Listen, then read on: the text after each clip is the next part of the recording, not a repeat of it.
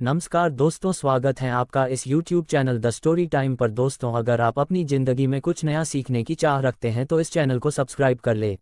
दोस्तों, आज हम विजय एकादशी के बारे में बात करने जा रहे हैं कि एकादशी कब है। इसके बारे में आज पूरी जानकारी होगी। भगवान की कृपा सदैव आप और आपके समस्त परिवार पर बनी रहे। दोस्तों, फाल्गुन मास की एकादशी को विजया एकादशी के नाम से जाना जाता है और जैसा कि इस एकादशी के नाम से ही पता चलता है, समस्त प्रकार के कार्यों में विजय की प्राप्ति हो जाती है। इस दिन व्रत धारण करके भगवान श्री विष्णु की पूजा करने से सभी कार्य पूर्ण होते हैं। दोस्तों, इस व्रत का वर्णन मिलता है पद्म पुराण और स्कंद पुराण में। शास्त्रों में इस प्रकार का वर्णन आता है कि जब शत्रुओं से घिरा हो कोई भी व्यक्ति, अगर शत्रुओं से घिरा हो तब विकट से विकट परिस्थिति में भी विजय एकादशी के व्रत से जीत सुनिश्चित हो जाती है। विजया एकादशी पापों का नाश करता है और इस दिन व्रत धारण करने से भगवान श्री विष्णु के असीम कृपा आपको प्राप्त हो जाती है। तो जो भक्त एकादशी का व्रत धारण करते हैं अत्यंत श्रेष्ठ है। मान लीजिए आप किसी भी कारणवश एकादशी का व्रत नहीं कर पाते हैं, तो ऐसी अवस्था में भी आपको भगवान श्री विष्णु की पूजा आज के दिन जरूर करनी चाहिए। विजया एकादशी साल 2024 में कब है? एकादशी की तिथि कब प्रारंभ हो रही है, कब समाप्त हो रही है, व्रत आपको कब धारण करना है और पारण करने का यानी कि व्रत खोलने का शुभ मुहूर्त क्या है, आज के दिन किस प्रकार से भगवान श्री विष्णु की पूजा करनी चाहिए, किन मंत्रों का जाप करना चाहिए। इस बार विजय एकादशी व्रत को लेकर भक्तों के मन में बहुत सारी समस्याएं हैं कि किस दिन हमें विजय एकादशी का व्रत धारण करना चाहिए, क्योंकि इस बार विजया एकादशी 2 दिन की होगी, 6 मार्च को भी और 7 मार्च को भी। ऐसे में व्रत हमें कब धारण करना है, तो सबसे पहले जानते हैं कि एकादशी की तिथि कब प्रारंभ हो रही है, कब समाप्त हो रही है। देखिए, पंचांग के अनुसार फाल्गुन मास के कृष्ण पक्ष की एकादशी तिथि प्रारंभ होगी 6 मार्च 2024 को सुबह 6:30 पर और समाप्त हो रही है अगले दिन यानी कि 7 मार्च को सुबह 4:13 पर। ऐसे में कुछ भक्त हैं जो कि 6 मार्च 2024 को भी व्रत धारण करेंगे और कुछ भक्त 7 मार्च 2024 को भी व्रत धारण करेंगे। हालांकि 7 मार्च को एकादशी की तिथि सूर्योदय काल में नहीं रहेगी, सूर्योदय काल से पहले ही समाप्त हो जाएगी, लेकिन 2 दिनों का व्रत फिर भी मान्य होगा क्योंकि अलग अलग संप्रदायों के लोग अलग अलग दिनों में व्रत धारण करेंगे। ऐसे में शास्त्रों में ऐसा कहा जाता है कि जब एकादशी की तिथि 2 दिन पर रही हो तो ऐसे में जो भक्त गृहस्थ आश्रम में रहते हैं उन्हें पहले दिन एकादशी का व्रत करना चाहिए और दूसरे दिन वैष्णव संप्रदाय के लोगों को व्रत करना चाहिए। ऐसे में जो भक्त गृहस्थ आश्रम में है 6 मार्च 2024 को एकादशी का व्रत करेंगे और 7 मार्च 2024 को व्रत धारण करेंगे। वैष्णव संप्रदाय के लोग, जैसे कि जिन भक्तों को मोक्ष प्राप्ति की कामना होती है या फिर वैष्णव संप्रदाय के लोग होते हैं या इस्कॉन से जुड़े हुए लोग हैं, वह 7 मार्च को एकादशी का व्रत करेंगे 6 मार्च को, और द्वादशी युक्त एकादशी होगी 7 मार्च को, क्योंकि 6 मार्च को जो एकादशी तिथि है 6:30 पर जब प्रारंभ होगी तो इससे पहले दशमी तिथि रहेगी और फिर 7 मार्च को सुबह सूर्योदय होने से पहले ही एकादशी की तिथि समाप्त हो जा रही है। 4:13 पर 7 मार्च को एकादशी तिथि समाप्त हो जाएगी। ऐसे में आप जिस भी संप्रदाय से जुड़े हैं उसके अनुसार एकादशी का व्रत धारण कर सकते हैं। अगर आप एकादशी का व्रत 6 मार्च को धारण कर रहे हैं तो 5 मार्च को दशमी तिथि के नियम का पालन करेंगे, 6 मार्च को व्रत धारण करेंगे, फिर 7 मार्च को एकादशी व्रत का पालन करेंगे। और जो भक्त 7 मार्च को एकादशी का व्रत करेंगे 6 मार्च को दशमी तिथि के नियम का पालन करेंगे। कई वक्त ऐसे भी है जो दोनों ही दिन व्रत धारण करेंगे, मतलब आप चाहे तो 6 मार्च और 7 मार्च दोनों दिन का संकल्प लेकर व्रत धारण कर सकते हैं। अब ये पूरी तरह से आपके अपने ऊपर, अपनी इच्छा शक्ति के ऊपर निर्भर करता है। अब बात करें कि एकादशी का व्रत धारण कर रहे हैं यानी कि बुधवार को एकादशी का व्रत कर रहे हैं, तो ऐसे में आपको व्रत का पालन करना है 7 मार्च को बृहस्पतिवार के दिन। 7 मार्च को दोपहर में 1:43 से शाम को 4:04 तक एकादशी व्रत का परिणाम करेंगे, क्योंकि सुबह के समय जब 4:13 पर एकादशी की तिथि समाप्त होगी तो द्वादशी तिथि का पहला जो 1/4 समय होता है इसे हरिवन कहा जाता है। हरिभासर की समाप्ति के बाद ही आप अपना व्रत खोल सकते हैं, इसलिए दोपहर